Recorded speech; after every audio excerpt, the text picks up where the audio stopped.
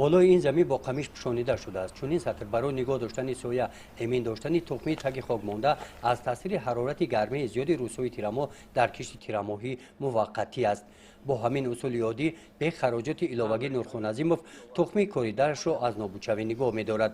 در این خطه باشد قمیش‌ها وظیفه‌شان را اجرا نمودند. تخمی سبزیده است. اکنون نوری آفتاب دیگر به آنها تاثیر گذاشته نمی‌تواند. برعکس در انکشاف رستنی فایده دارد. اندیشه دارد دهقان.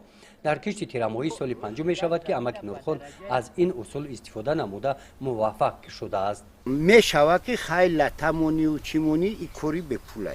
به خاطر که امی زمین گویا که سلقین که باشه سلقینی در شور نمیشه. در دهات توگرک ناحیه وسیع نورخان عظیموف رهبر کوپراتیو استحصالی خورشید مساحت 1 هکتار زمین را انا همین گونه مدت 10 سال زیاد باز ثمره‌ناک استفاده می‌نماید.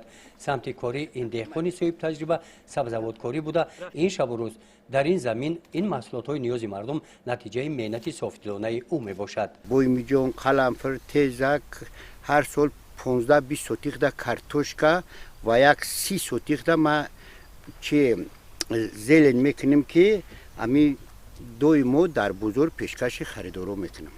در این زمین محصولات ها از لحاظ اکولوژی تازه می باشند. سیما و شکل آنها با رنگ های طبیعی زیبا و دیدنی هستند. اما که نورخان میگوید که سبب این استفاده پروهای محلی و با قوت بودن خاک زمین است. ما 1 هکتار زمین هر سال نه کمتر 10 ماشین پرو میتیم.